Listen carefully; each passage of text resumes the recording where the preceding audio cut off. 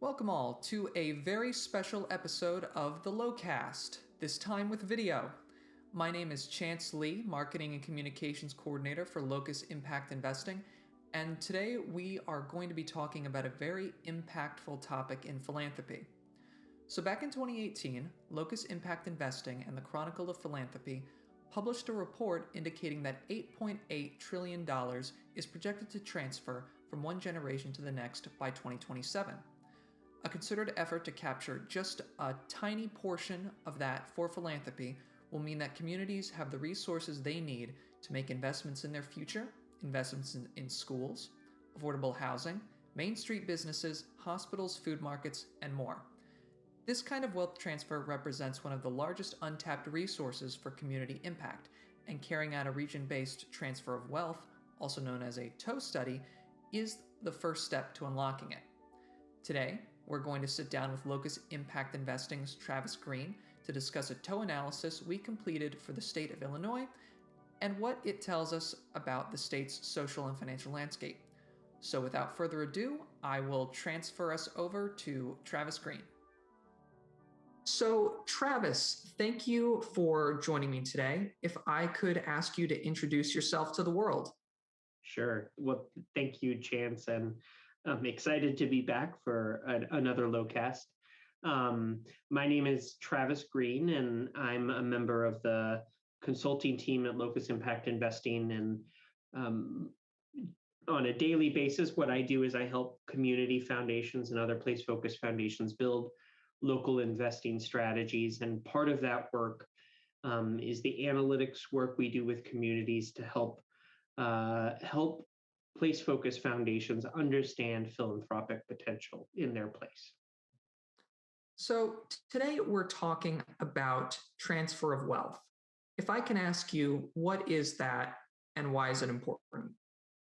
Yeah, so Chance, you mentioned the Chronicle study that we did in 2018, and the cover story of the Chronicle of Philanthropy was that these are the windfall years for community philanthropy and nonprofits.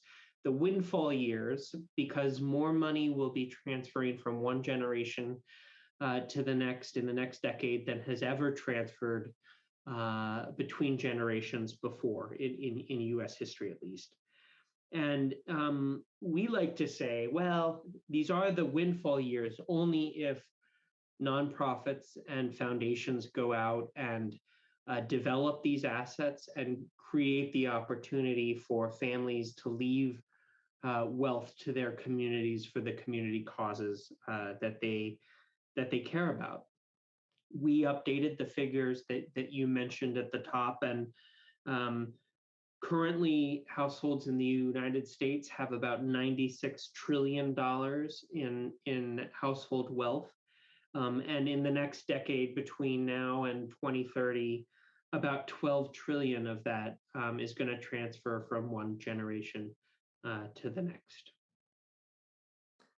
My understanding is that this isn't the first time we've done a transfer of wealth analysis on the state of Illinois. What did we find then, and what new things have we learned now?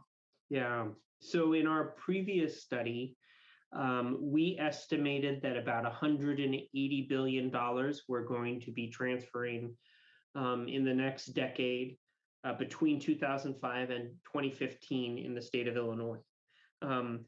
Thanks to this more recent collaboration with two statewide organizations, Forefront and the Alliance for Illinois Community Foundations, we have new numbers for the state. And this latest study doubles those figures. We estimate that about $434 billion are going to transfer between generations between 2020 and 2030. A significant amount of that transfer of wealth is certainly based in the most populous counties and population centers in the state, so Cook County and its suburbs. But this opportunity is really truly statewide when you look at per household figures, and communities like Eureka and Vienna and Monmouth also have significant opportunities to capture these transferring assets for community investments. And what exactly goes into calculating transfer of wealth? So calculating these figures is a bit of an involved process. We worked with uh, the organizations I mentioned, Forefront and the Alliance, over a period of about 5 months to first estimate the region's current net worth. And so this is all of those household assets that make up our wealth, right? And that includes things like closely held businesses. It includes financial assets like stocks and bonds, bank accounts, and other kind of non-financial assets that are enduring. So land or homes. In Illinois, we found that current net worth for households is around $3.5 trillion, right? And that, just so that I'm clear, that figure includes a reduction for debt. So um, credit card debt, mortgages are taken into account with that figure. Much of that wealth, as with the transfer of wealth, is concentrated in and around Cook County, but when taken on a per household basis, wealth is really held across all of Illinois. That includes farmland, that includes small towns. Wealth is spread across the state. Um, After we calculate what household wealth is in each geography, we look at population change, and we start by looking at historic population change. In Illinois, over the last half a century, population grew, and recently in the last decade has leveled off in many parts of Illinois. That being said, there are counties across the state that continue to grow, and some counties across the state that are um, actually declining in population. Next, we look at the components of population change. So what's causing those population figures to change, right? So first, there are figures like births and deaths. We call that natural population change. And then we look at migration, both folks moving into Illinois from other states, folks moving in internationally, and then also Illinois' residents that are leaving the state. In Illinois, the natural population change, the births and deaths, is a net positive. So more people are being born in the state than are dying. And in terms of migration patterns, more people are moving out of the state than are moving in. So there's a net negative population change figure there. We use these figures and data from other organizations to settle on a population forecast for the state that we then combine with that current net worth figure that I shared with you to estimate how much of that $3.5 trillion is available for philanthropic give back in the next decade. And what could this opportunity mean for Illinois? Sure. I'll start by saying this is big news for Illinois. These are big opportunities.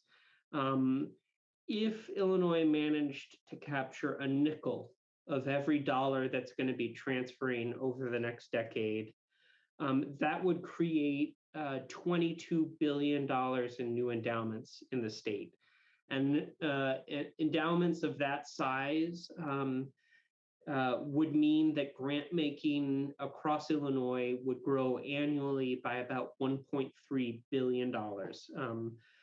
And that could mean an increase in about a third of the grant making in the state, essential assets to support nonprofit and foundation efforts in Illinois' communities. We also like to think about what capturing that amount of wealth might mean for critical community investments, whether it's small business loans or housing construction or community facilities. And if you were to take that $22 billion that may come to create endowments, and you took 5% of that and invested it in a kind of sustaining community investments, that endowment could leverage $16 billion over 20 years to support critical gap financing needs in communities, right? And it's important to think of it this way because these are assets that were, in many cases, invested to benefit Illinois, and keeping some portion of those assets invested, making Illinois' economies more robust and more prosperous, will help continue wealth formation in the state, and support nonprofits and foundations down the road. And what would you like people to take away from this? Yeah, there are 5 things that we really hope communities take away from their transfer of wealth studies. The first one is that Illinois has assets. Merely recognizing that your place has wealth can change the way you think about community opportunities and challenges. Moving from that deficit mindset, we don't have what we need, to moving to that asset mindset.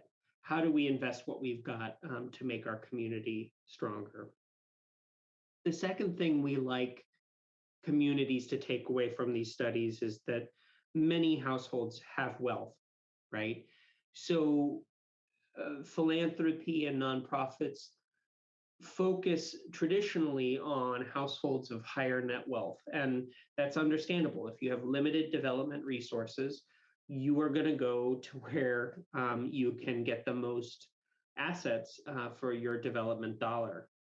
And what looking at the transfer of wealth does is it looks at households when they have the most opportunity for philanthropic give back. That means at the end of my life, when my personal wealth has been used to support me and get me through retirement, I then leave my estate to my children, but I also could leave a portion of it to the community and the place that helped me succeed in life, right? So focusing at that end of life on an opportunity to give back to your community really can engage many more households in the work of philanthropy. The third thing we like communities to take away is that you can really capture these assets. We've been doing these studies, including my predecessor, for 20 years, and we've seen foundations calculate and nonprofits calculate these figures, estimate what their transfer of wealth is, and then create strategies to go and capture the transfer of wealth. And there are communities where they have set a development goal and they've said, we'd like to capture 5%, we'd like to capture 10%. And they've been able to reach those goals, right? So having the numbers, understanding the opportunity, and then setting a target is really the first step in building that successful development campaign.